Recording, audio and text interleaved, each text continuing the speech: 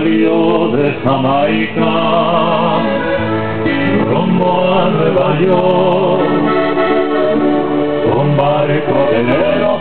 barco velero cargado de ron.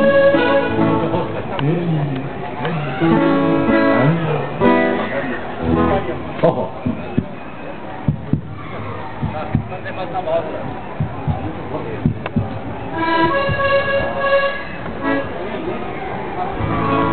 Sí.